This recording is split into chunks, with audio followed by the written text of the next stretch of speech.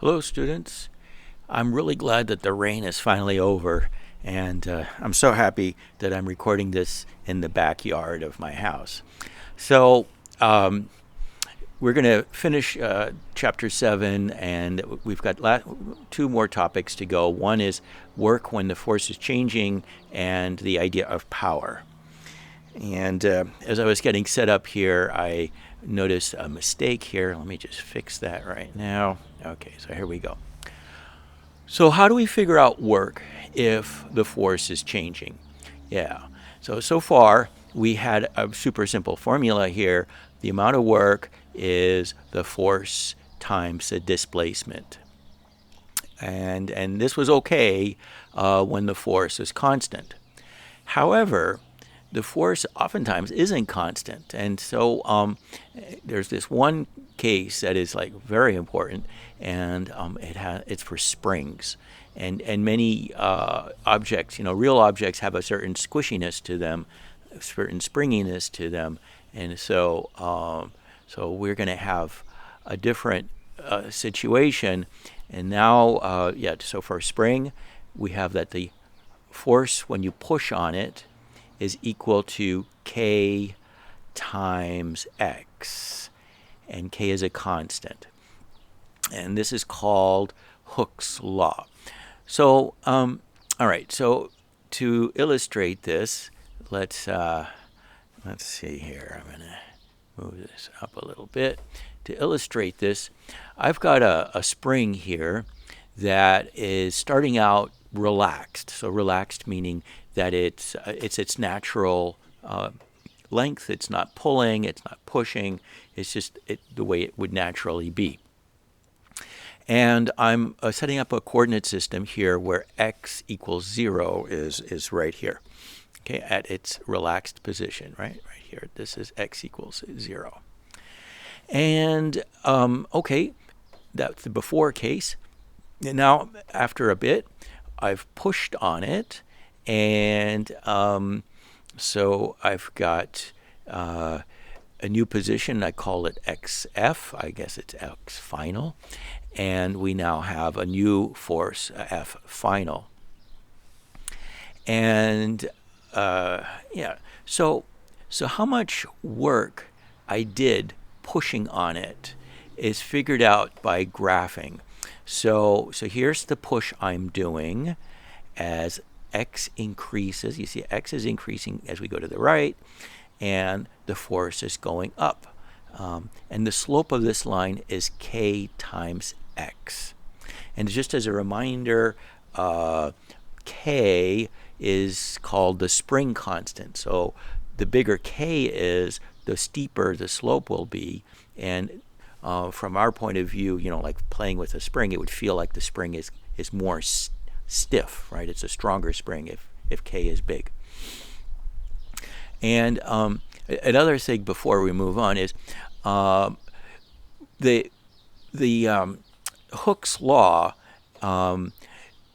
looks at the force from the point of view of the spring, right? So if I push to the right on the spring, it pushes back to the left, and so the spring's force is to the left, and that's why there's a negative sign. So I'm pushing to the right, so the applied force is positive, even though the spring's return push is the opposite way.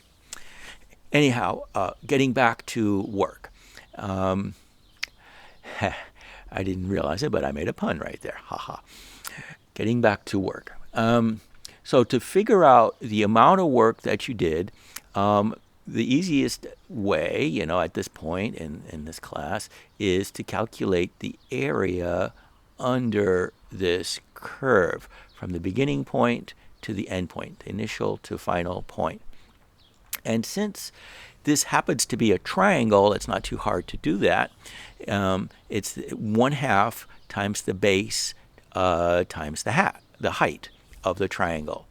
So the base is xf, the height is kxf, and so we get our formula.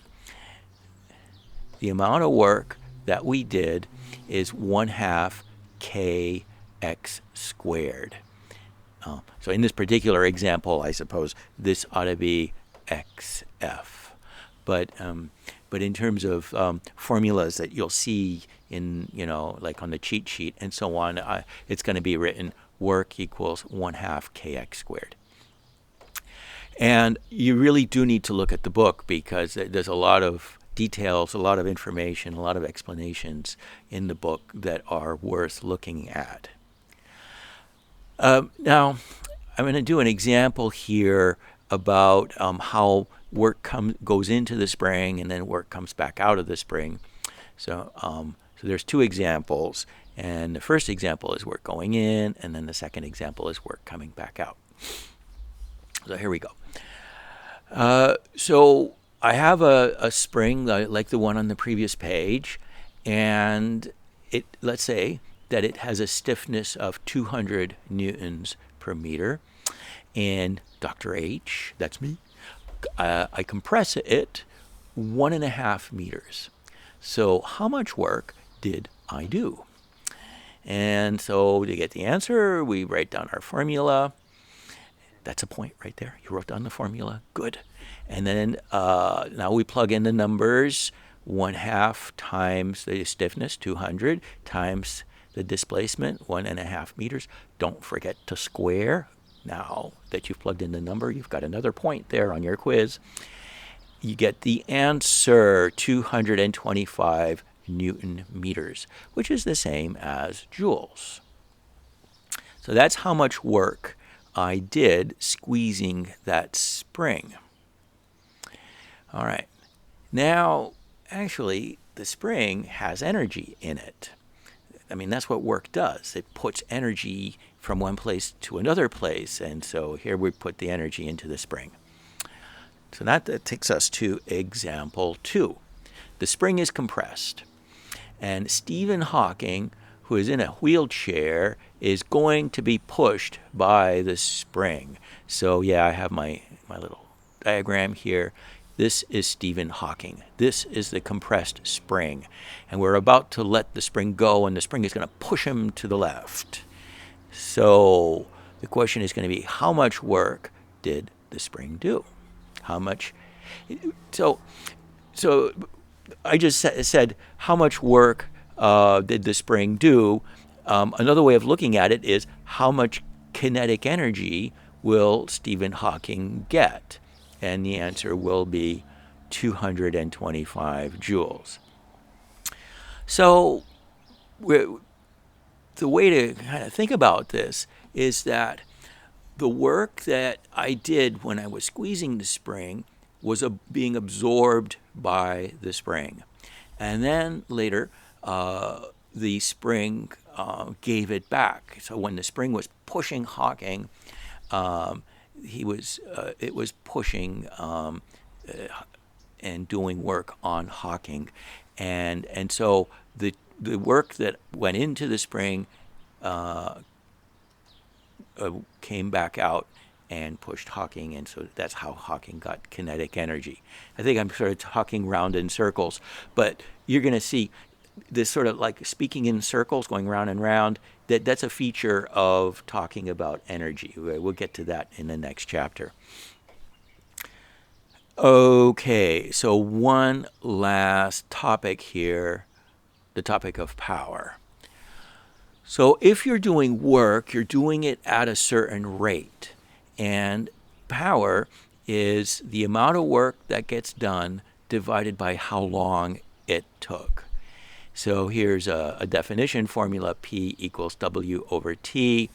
Here is an alternative definition formula, P equals the change in energy in something divided by the time interval that it took.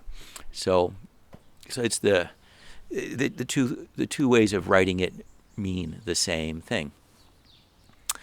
Okay, the units are joules for the work divided by seconds for the time, and this combination of units is called watts.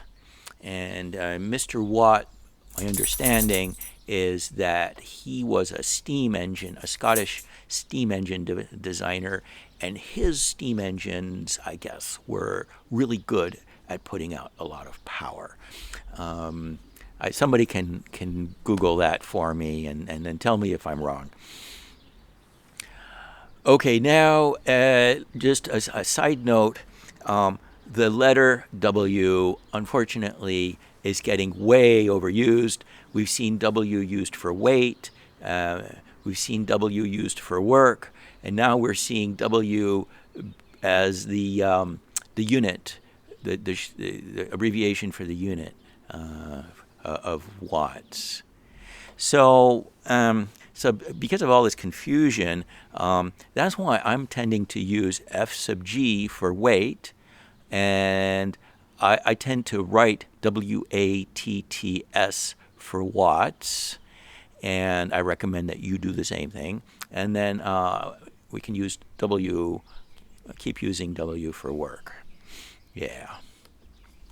Okay, so let's have a little example. Okay, so let's have an elevator. It's lifting 1 ton, 10 floors. So 10 floors is going to be 30 meters roughly. Let's say it's 30 meters. And let's say it does it in 10 seconds. What is the power of this motor? How many watts? Okay, so 1 ton is 1,000 kilograms. And the force is going to be, it's going to be the force of gravity. So the elevator is working against the force, the weight, which is going to be 1,000 times 9.8, 9,800 newtons. So the lifting force has to be 9,800 newtons. We're ignoring acceleration here. It's just a constant lifting.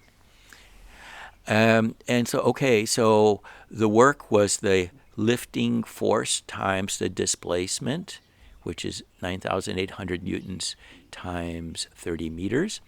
The time it took was 10 seconds.